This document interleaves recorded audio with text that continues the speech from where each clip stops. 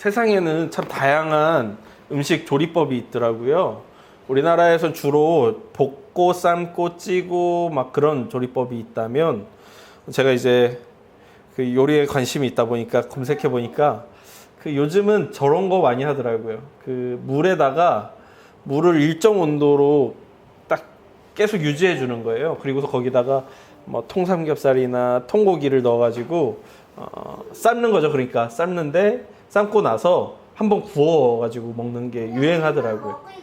그런데 그거 말고도 요즘은 콩피라는 요리법이 유행을 해요. 이게 중세 시대에는 그 냉장고라는 게 없잖아요. 그러다 보니까 음식이 금방 상했고, 어떻게 하면 오랫동안 음식을 보관할 수 있을까라는 고민 가운데 개발된 조리법이었어요. 어떤 거냐면 기름에다가 음식을 보관하는 거죠. 그러면 기름이 딱딱해지면서 공기를 막아서 그 공기와의 접촉을 막아주는 거죠. 그러다 보니까 음식이 부패하는 것을 막아주고 오랫동안 유지해 줄 수 있는 방식이라고 해요. 그런데 이게 요즘은 다른 의미로서 사용되게 되는데, 기름에 미리 허브나 소금 같은 것들을 넣어서 녹여가지고 그 안에서 오랜 시간, 저온에서 오랜 시간 동안 익혀주는 방식이 되는 거예요. 그러면 그 안에 들어가 있는 고기나 여러 가지 재료들이 허브의 향과 소금의 맛을 한껏 머금게 돼서 맛있다라고 하더라고요. 우리나라 사람에게도 콩피라는 단어가 익숙하지 않아서 그렇지 이 조리법을 우리도 많이 먹었는데요. 삼겹살 먹을 때 옆에 이제 조그마한 종기에다가 그 마늘이랑 기름장 이렇게 담가 놓잖아요. 이게 하나의 콩피가 되는 거죠. 제가 왜 콩피라는 조리법을 이야기하는지 의아하시죠? 저도 의아합니다. 오늘 본문의 마지막 구절을 보면 이렇게 기록하는데요. 23장 19절은 이렇게 기록해요. 내 토지에서 처음 거둔 열매의 가장 좋은 것을 가져다가 너의 하나님 여호와의 전에 드릴지니라. 너는 염소 새끼를 그 어미의 젖으로 삼지 말지니라 하면서 갑자기 하면 안 되는 조리법에 대해서 하나님께서 말씀하시는 거죠. 이게 왜 갑자기 나오는가? 심지어 이 염소 새끼를 어미의 젖에서 삼지 말라는 게 이 본문에만 나오는 게 아니에요. 출애굽기 34장 26절에도 동일하게 하나님께서 금지하시고요. 신명기 14장 21절에도 이 조리법을 금지하는 게 나와요. 그러니까 성경에서 보면 모세오경에서 3번이나 이것을 하지 말라고 반복해서 이야기하신다는 거죠. 왜 금지하는 걸까? 이걸 오늘 함께 좀 살펴보려고 하는 거예요. 그 전에 먼저 오늘 본문을 살펴보도록 하죠. 오늘 본문은 분명 가나안에서 살아갈 사람들이 그 삶의 기반을 두고 있는 말씀인 거예요. 왜냐하면 오늘 말씀은 기본적으로 우리가 모세오경, 모세가 썼다라고 믿고 있잖아요. 그렇다면 광야 생활 어딘가에서 썼기 때문에 이 사람들에게는 농경 생활이라는 게 익숙하지가 않은 사람들에게 쓰여진 거예요. 그럼에도 불구하고 모세가 너희가 농경 생활 가운데 어떤 때는 추수가 시작할 때, 어떤 때는 추수가 끝났을 때 하나님의 전에 모이라 라고 썼다라면, 이것은 광야 생활을 하고 있는 사람들을 대상으로 쓴 게 아니라 가나안 땅에 들어가서 살아갈 후손들을 대상으로 쓰여졌다라는 걸 우리가 알 수가 있죠. 본문에 언급된 세 절기는 모두 하나님의 은혜에 감사하는 마음에서 비롯되어지게 되는데요. 무교병을 먹는 무교절은 보리 추수를 시작하는 시기를 이야기해요. 그리고 맥추절은 밀 수확이 끝났음을 알리는 절기고요. 수장절은 한 해의 수확이 완전히 끝났음을 기념하는 절기입니다. 세 절기 모두 농사와 관련이 있죠.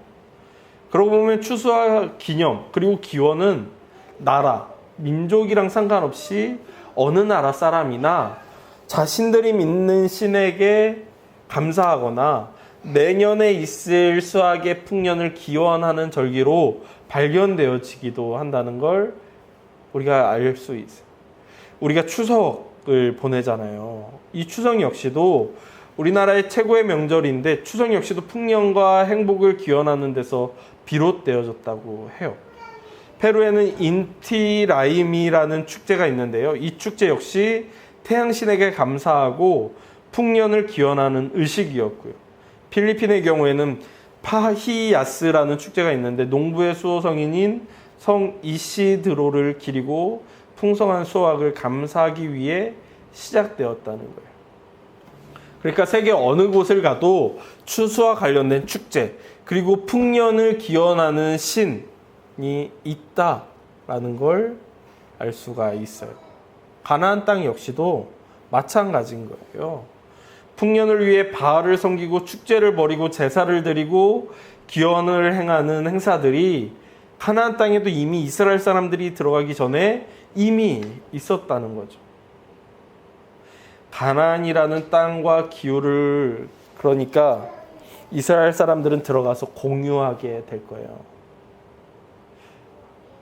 이스라엘 사람들이 가나안 땅에 들어가서 가나안 사람들과 더불어 살아가면서 그 기후를 공유하고 농사법을 공유하고 그 삶을 공유하면서 비슷한 시기에 신의 풍년을 기원하는 일들이 일어나게 됐을 거라는 걸 우리는 예상할 수가 있죠. 여기서 문제가 생기게 돼요. 여기서 이스라엘 사람들은 농사를 잘 몰라요. 그들의 선조는 애초에 목축을 하는 사람들이었죠. 애굽에 살았던 400년간은 그들은 종이었어요. 주로 건축해야 됐던 사람들이었죠. 나와서는 주로 광야 생활을 했어요. 거기다가 애굽은 그래도 농경이 있었기 때문에 출애굽한 1세대들은 농경을 눈으로는 볼 수 있는 사람들이었어요. 그런데 1세대들이 광야에서 모두 죽었죠. 이 세대들은 농경에 대한 어떤 기억이나 본 경험도 없어요. 그 상태에서 가나안 땅에 들어가서 살게 되는 거예요. 심지어 이들은 농경에 대한 아무런 지식도 없는 상황에서 목축에서 농경으로 변해가는 삶을 살아가게 되는 거예요. 이게 얼마나 말이 안 되는 건지 제가 생각해 보니까 대충 알겠더라고요. 제가 농사를 전혀 몰라요. 저는 식물을 가져다 놓으면 거의 100% 죽이는 사람이거든요. 심지어 제가 농사를 얼마나 몰랐냐면 제가 21살 때 농사 짓고 싶다라는 생각을 한 적이 있어요. 왜냐면 봄에 씨 뿌리고 그리고 나면 아무것도 할 게 없는 줄 알았거든요. 그냥 비가 내리고 세월이 그 씨를 발아하게 해서 키우면 가을에 가서 추수하면 되는 건 줄 알았어요.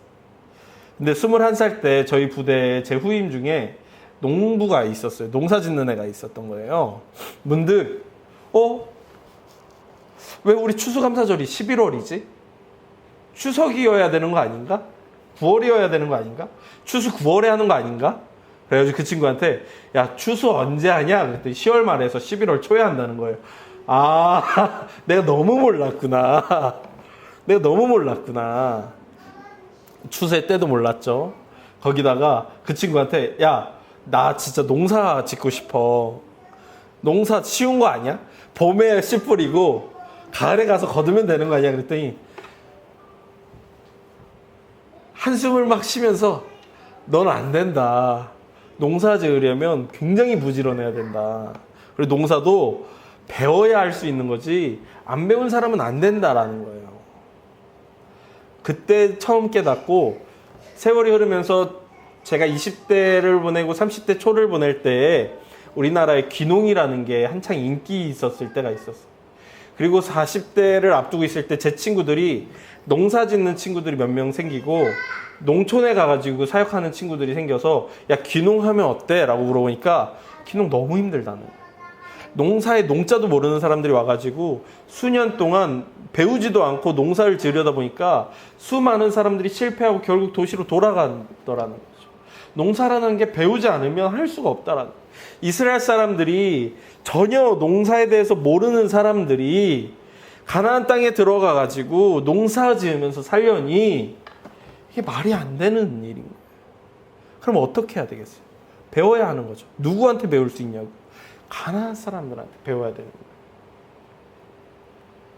그들이 하나님께서 진멸하라고 한 가나안 사람들을 진멸하지 않았죠. 더불어 살아갔어요. 가나안 사람들이랑 같이 살아가면서 농사를 배우면서 그들과 함께 이 기후에 어떤 농사를, 이 땅에서는 어떤 품종을 길러야 되는지 배우면서 살았을 거라고. 어떤 도구를 사용해야 되는지를 배우면서 살았을 거예요. 그러면서 한 가지를 더 배우게 됐겠죠. 바로 바알 신앙입니다. 아무리 농사를 열심히 지어도 기후가 따르지 않으면 농사가 안 된다는 거예요. 근데 그 기후를 위해선 바알을 믿어야 된다라고 가르쳐 주는 거죠. 그 결과가 어떻게 되는 거예요? 사사기 2장 13절은 이렇게 이야기해요. 곧 그들이 여호와를 버리고 바알과 아스다롯을 섬겼다.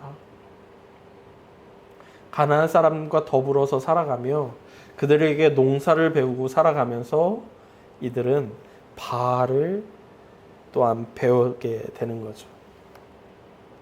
그러다 보니 어떤 학자들의 눈에는 오늘 본문에 나오는 이 내용이, 오늘 본문의 이 출애굽기 23장의 내용이요, 가나안의 관습처럼 보였던 거예요. 그래서 이렇게 주장해요. 농업과 관련된 이 절기들, 이 세 개의 절기들이요, 수장절, 맥주절, 이 절기들은 아마도 이스라엘이 가나안에 정착할 초기 무렵에 가나안에 살고 있는 이방 족속들의 관습이 이스라엘 백성의 생활 속으로 들어온 결과인 것 같다라고 주장하는 거예요.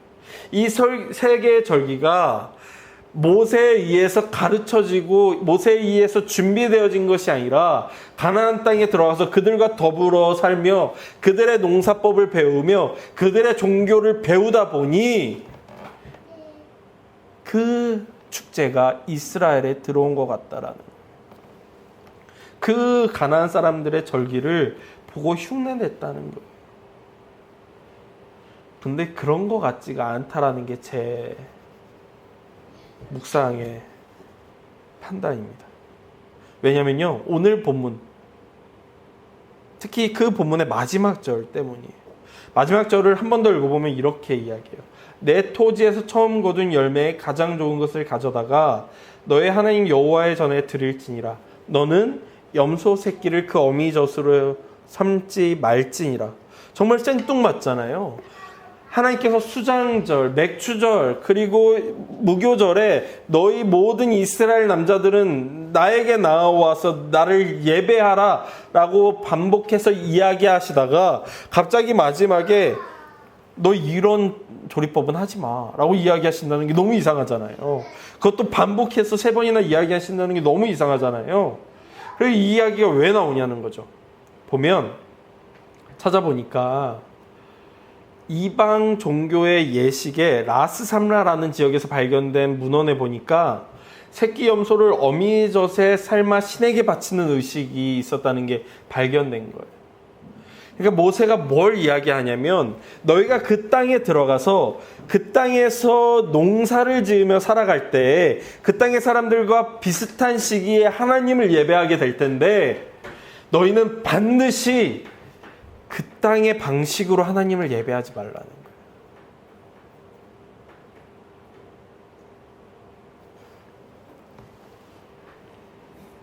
너희가 어떤 사람들인지, 너희가 믿는 하나님이 어떤 분인지를 인식하면서 살아가라고 이야기하는 거죠.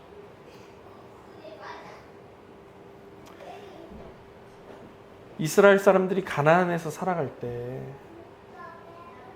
그들과 같은 계절을 공유하고 비슷한 토지에서 비슷한 작물을 기르면서 살아가고, 파종의 시기도, 수확의 시기도, 파종의 방법도, 기르는 방법도 동일한 삶의 방식으로 살아갈 때, 그러면서 비슷한 시기에 신께 드리는 이 페스티벌의 형식을 띤 예식도 겹칠 때 가나안 사람은 바알을, 이스라엘 사람은 여호와를 섬기며 살아갈 텐데, 그때 하나님께서 금지하신 이 한 문장이 이스라엘 사람들의 정체성을 일깨워 준다라는 거죠. 이 한 문장이 절기가 갖는 의미를 가르쳐 준다는 거예요. 이 한 문장이 절기가 무엇을 향하고 무엇을 찬양하고 무엇을 기리는지를 가르쳐 준다라는 거예요.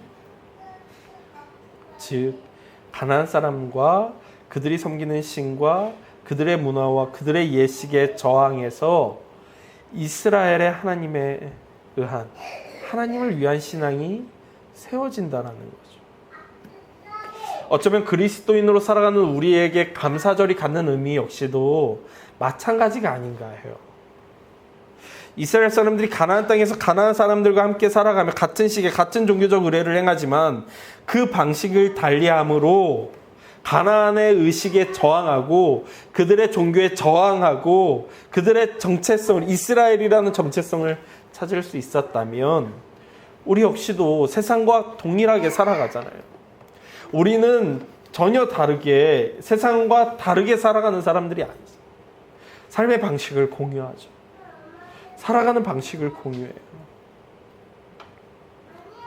하지만 매년 반복되는 이 감사절을 통해 우리만의 정체성을 찾을 수 있는 거 아닌가 하는 생각을 하게 된다는 거죠.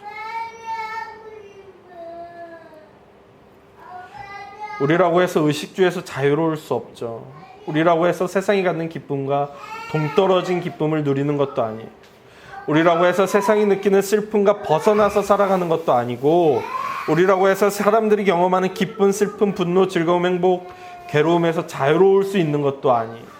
그러나 염소 새끼를 어미젖에 삶지 않는 이스라엘의 저항이 있듯이 감사절이 우리의 저항의 방식이 된다. 제가 지난주에 아브라함 햇셀의 안식이라는 책을 읽는데 이 책 진짜 좋더라고요. 한 번쯤 읽어보시면 좋을 것 같아요. 아브라함 햇셀의 안식이라는 책이요. 이분이 유대인 학자이긴 해요. 그래서 유대인으로서 이 안식이라는 개념을 풀어가는데 그럼에도 불구하고 우리에게 굉장히 놀라운 통찰력을 주어요. 근데 이분이 이 안식이라는 책에서 이런 통찰력 있는 이야기를 합니다. 기술 문명은 노동의 산물이자 인간이 이익을 얻고 상품을 생산하기 위해 힘을 기울여 거둔 소산이다. 그것은 자연 속에서 얻은 것에 만족하지 못하는 인간이 자신의 안전을 강화하고 자신의 안락한 삶을 증진하기 위해 자연의 힘과 맞서 싸우면서 시작되었다. 우리는 자연과의 싸움에서 수많은 승리를 거두었고 다양한 도구를 고안하는 데 성공했으며 수많은 생필품을 생산할 수 있게 되었다는 사실에 뿌듯함을 느끼고는 한다. 하지만 우리가 거둔 승리는 패배나 다름없게 되고 말았다라고 이야기해요. 그러니까 햇셀이라는 이분이 인류의 역사를 보는 가운데 우리의 삶은 끊임없이 자연과의 다툼 가운데 승리하며 여기까지 우리 문화가 발전했다라고 이야기하는 거예요. 그런데 지금 와서 돌아보니까 우리가 기술의 문명의 노예가 된 것 아닌가. 결국 우리는 기술을 통해 우리의 삶이 더욱 풍요로워지고 풍족해지고 이 자연의 공고함 가운데 승리를 거두었다라고 이야기하지만 결국엔 풍요 가운데 진짜 우리가 얻고 있어야 될 것을 놓치면서 기술 문명의 노예가 되어버렸다라고 이야기하는 거죠. 그런데 햇셀이 이야기해요. 안식일이야말로 그런 패배에서 다시금 승리해준다. 햇셀의 이야기를 조금만 더 읽어보면 이렇게 이야기해요. 외부의 사물들, 눈에 보이는 재산에 대하여 우리가 가져야 할 적절한 마음가짐은 한 가지뿐이다. 그것은 사물들과 재산을 소유하되 그것들 없이도 살 수 있다는 마음가짐이다. 말하자면 안식일만이라도 기술 문명으로부터 독립하여 사는 것이다. 일곱째 날은 생존을 위해 벌이던 잔혹한 싸움을 일시적으로 그치고 개인적 갈등이든 사회적 갈등이든 모든 갈등 행위를 멈추는 날이다. 또한 일곱째 날은 사람과 사람 사이 그리고 사람과 자연 사이에 평화를 이루고 사람의 내면에 평화를 이루는 날이다. 그날은 화폐 사용을 신성모독으로 여기고 세계 최고의 우상인 돈으로부터 독립하겠다고 맹세하는 날이다. 일곱째 날은 긴장으로부터 탈출하는 날, 사람이 진창 같은 삶에서 해방되어 시간이란 세계의 군주로 취임하는 날이다 라고 이야기해요. 안식일이 그렇게 놀라운 날이라면 감사절 역시도 비슷하게 적용된다고 저는 믿어요. 세상의 수많은 미움과 질투가 우리를 다스리죠. 괴로움으로 얼마나 가득하냐고. 때로는 하나님을 향해 하나님, 왜 하나님의 공의와 정의가 이 땅에 없는 것 같습니까? 라고 원망하게 되기도 해요. 세상의 신문엔 뉴스마다 얼마나 많은 아픔과 눈물과 괴로움과 슬픔들이 가득한지. 그리고 때로는 분노가 우리의 삶을 좌우하기도 하죠. 우리가 때로 분노가 주체가 안 될 때가 있잖아요.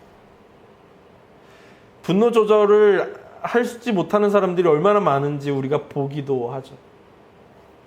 그런 세상에 감사절은 세상의 흐름에 저항하고 세상의 방식에 브레이크를 걸고 세상과 동화되어 같은 방식으로 살고 싶은 욕구에 찬물을 붓는 역할을 해준다고 저는 믿어요. 감사절이 올 때마다, 감사절마다 우리는 분노를 멈추죠. 싸움을 멈춰요. 하나님의 공의는 어디 있습니까? 라는 질문을 멈춰요. 하나님, 내 삶은 왜 이렇습니까? 라는 질문을 멈춰요. 그러므로 해서 하나님께 다시금 감사하며 삶에 있는 하나님의 동행했던 자취를 찾으며 하나님께 감사할 수 있는 이유들을 찾으며 내가 그동안 알지 못했던 감사가 여전히 이렇게나 많구나라는 것들을 찾게 되는 날이 감사절이 아닌가 돌아보게 됩니다.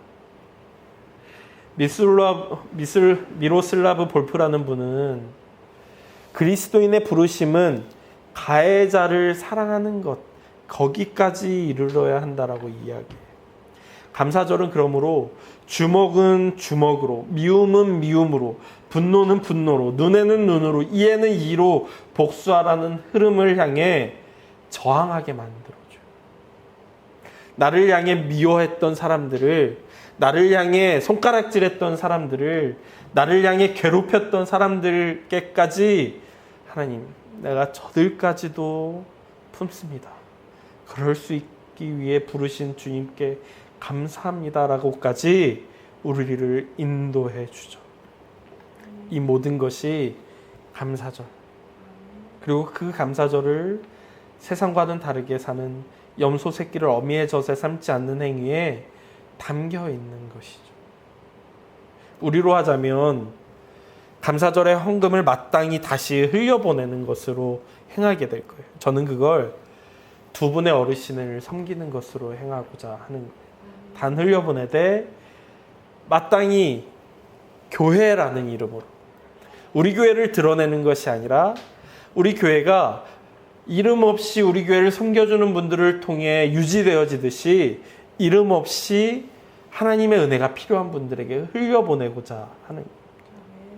저로 하자면 제가 많이 목사님들 욕하잖아요. 사실 설교할 때마다 우리 권사님들의 표정이 막 하지 말라고 하시는데 그분들을 이제 용납하고자 하는, 받아들이고자 하는.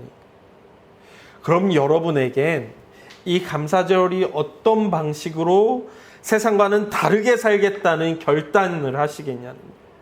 마땅히 하나님께 여러분의 삶으로 감사의 고백을 드려야 할 텐데 그저 돈 5만 원, 10만 원 이 헌금으로 하나님께 내 마음을 고백하는 것에서 만족하는 것이 아니라 세상과는 다른 방식의 삶으로 이스라엘에게는 어린 염소 새끼를 어미의 젖에 삶지 않는 방식이었다면 우리 교회는 우리 교회가 받은 은혜를 마땅히 흘려보내는 것으로, 저는 저를 괴롭혔던 목사님들을 용납하는 것으로 감사절을 하나님께 올려드린다면 여러분은 어떤 방식으로 하나님께 이 감사절에 감사의 고백을 세상에 저하는 방식으로 하나님께 드리시겠냐는 거예요.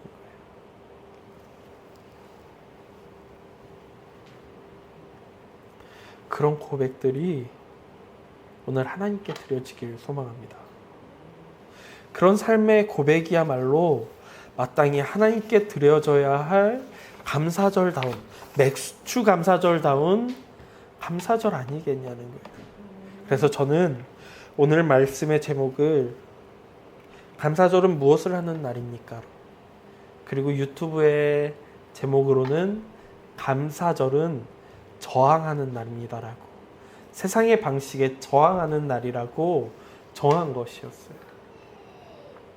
여러분, 세상의 흐름에 우리의 몸이 따라가고 마음이 이끌려 갈지라도 오늘 이 감사절만큼은 멈춰집시다. 그리고 하나님을 향해 하나님 당신의 부르심에 따라 내 마음을, 내 삶을, 내 존재를 올려드립니다. 고백하는 오늘 하루가 되길 소망합니다. 기도하겠습니다. 하나님, 이스라엘 사람들이 가나안 땅에 들어가서 살아갈 때에 그들은 같은 계절, 같은 땅, 같은 소유를 공유하며 살아갑니다. 그러다 보니 저 가나안 사람들이 가지고 있는 방식을 흉내내다가 그들의 절기와 우리의 절기가 비슷한 것을 그저 같다라고 여기며 착각하며 살아갈 수도 있었을 겁니다. 그때 하나님께서는 하나의 금지 조항, 염소 새끼를 어미젖에 삼지 말라는 조항으로 그들과 다른 방식, 다른 정체성, 저항 정신을 일깨우시고 그들로 하여금 다시금 하나님을 붙들게 하십니다. 하나님, 우리에게는 염소 새끼를 어미젖에 삼지 않는 저항 정신, 다른 방식, 다른 가치가 무엇이겠습니까? 이 감사절 다시금 고민하게 하시고 다시금 깨닫게 하시고 그 깨달음을 따라 순종하며 살아가게 하여 주십시오. 그렇게 우리 교회가, 우리 모두가 하나님 앞에 설 때에 놀라운 하나님의 은혜를 경험하게 하여 주시옵소서. 맥주 감사절을 맞이하여 감사절답게 하나님께 우리의 삶을 모두 올리고자 하는 우리의 간구를 주께서 기뻐 받으시기를 소망하며 예수님의 이름으로 기도했습니다. 지금은 이 감사절에 세상의 흐름과는 다르게 저항하도록 우리와 함께 하시는 그리스도 예수의 은혜와 그리스도 예수를 통해 그 은혜를 깨닫게 하시고 함께하게 하심으로 세상은 눈에는 눈, 이에는 이라고 분노하라고 가르치는 방식과는 다르게 살게 하시는 하나님의 사랑과 그저 마음으로만이 아닌 삶으로도 하나님의 뜻을 따라 살게 인도하시는 성령님의 능력이 이 맥주감사절을 맞이하여 하나님께 우리의 존재를 드리고자 하는 모든 성도님들 위해 언제까지나 함께할지어다.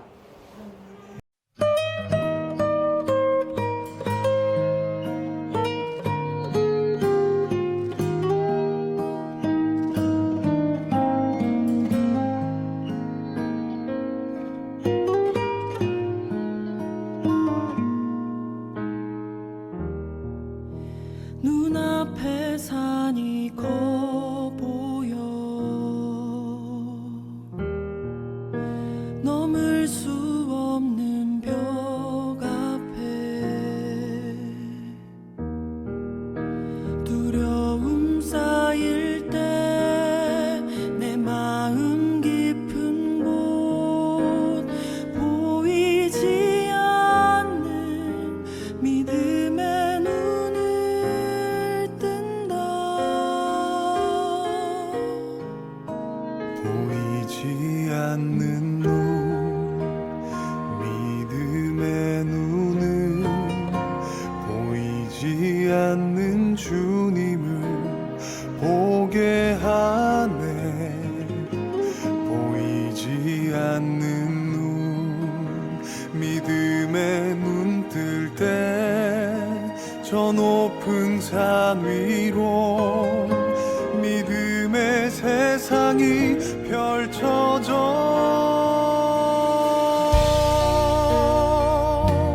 진정한 주권이 어디에 있는지, 온전한 지혜가 어디로부터 오는지, 지금 내 싸움은 무엇을 향한 것인지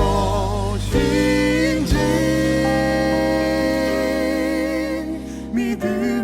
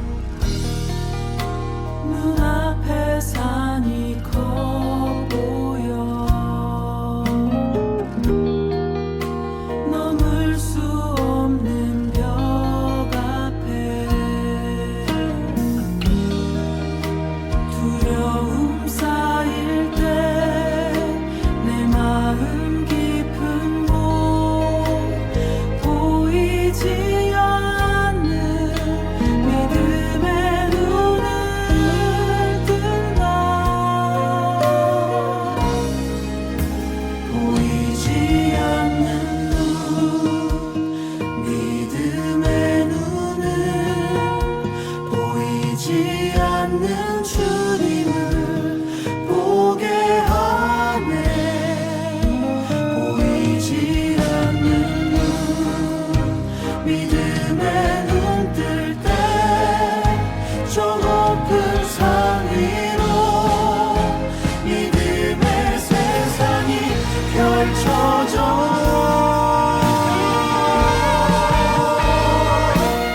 진정한 주권이 어디에 있는지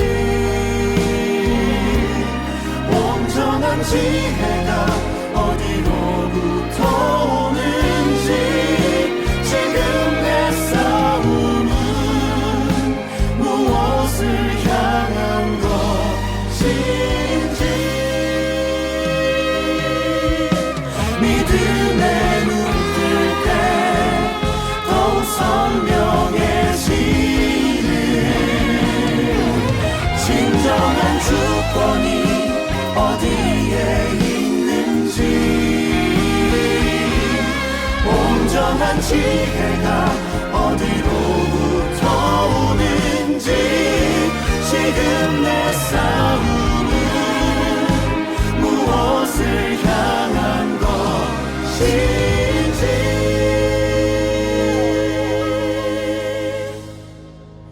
믿음의 눈 뜰 때 더욱 선명해지는 주님의 임재.